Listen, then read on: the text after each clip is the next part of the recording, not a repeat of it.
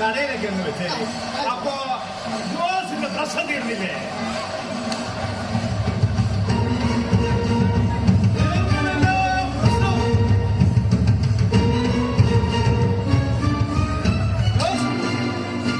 ഇവനുണ്ടല്ലോ ഇവനൊരു മൂലക തട്ടിപ്പ.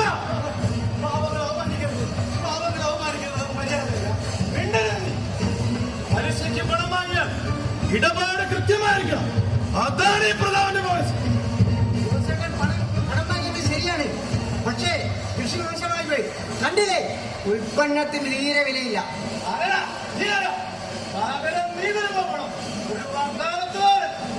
എന്റെ പൊന്ന് പ്രതാപ സാറേ, ഇവിടുത്തെ കർഷകരെയും കർഷക തൊഴിലാളികളെയും എനിക്ക് ചെറുപ്പം മുതൽ അറിയാം.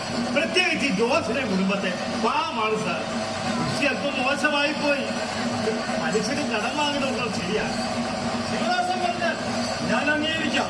കാരണം താനൊരു മാനിനാണ്. പക്ഷെ തന്റെ ഈ മഹാമനസ്കതയുണ്ടല്ലോ, അതല്പം കൂടുതലാ. ഇടയ്ക്കിടയ്ക്ക് ഓർമ്മിക്കണമല്ല.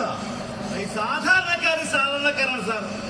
ഇവിടെ ജീവിക്കുന്ന പാവങ്ങൾ അവരോടൊപ്പം ജീവിക്കുമ്പോ കയ്യിൽ വെച്ചിട്ടില്ല എന്ന് പറഞ്ഞ് ശീലിച്ചിട്ടില്ല. അതുകൊണ്ടാണ് ഇപ്പോൾ ജോസേട്ട ആശ്രയം ദാസേട്ടൻ തന്നെ. പണം കണ്ട് മഞ്ഞളിച്ചവർക്ക് മനസാക്ഷി വരച്ചിരിക്കും. തീരെ വിവരച്ച ഒരു എന്താ എനിക്ക് കുറച്ചിലുണ്ടോ? എനിക്ക് കുറച്ചിലില്ല. ഒരു സോഷ്യലിസ്റ്റ് നീയും വന്നിട്ടില്ല പ്രതാപന്റെ ഉമ്മർത്ത്. പല പ്രാവശ്യമല്ല, നാലിൽ തീരുമാനം വന്നിട്ടില്ല. ഒരു നിൽക്കുന്ന മറ്റൊരു സോഷ്യലിസ്റ്റ്.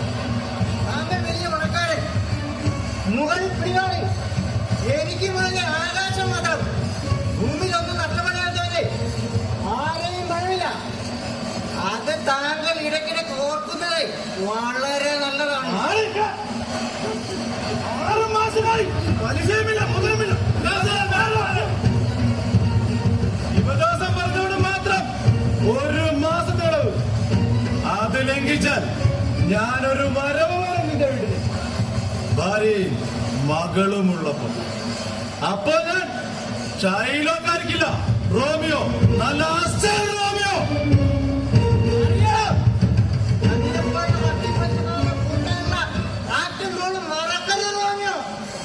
ഉപരിമത്തിന്റെ വലയിട്ടൊരു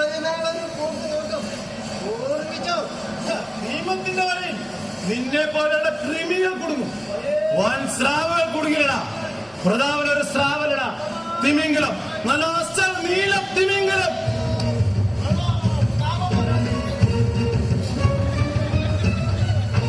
ഓടിക്കോ.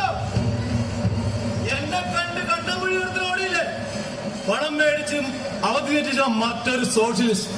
ശിവദാസ, കൂട്ടുതുണിക്ക് മറുതുണിയില്ലാതെ മകനുമായി കവലയിൽ പതറിയുന്നപ്പോൾ നീ വിളിച്ചു കയറ്റി അഭയം കൊടുത്ത മറ്റൊരു മാനിനാണ് പാഞ്ഞത്, ആക്രി മുഹമ്മദ്. ഇന്നല്ലെങ്കിൽ നാളെ എന്റെ കൈകളിൽ കിട്ടും. അവരോട് പറഞ്ഞാല് ഞാനിപ്പോ പോണ്.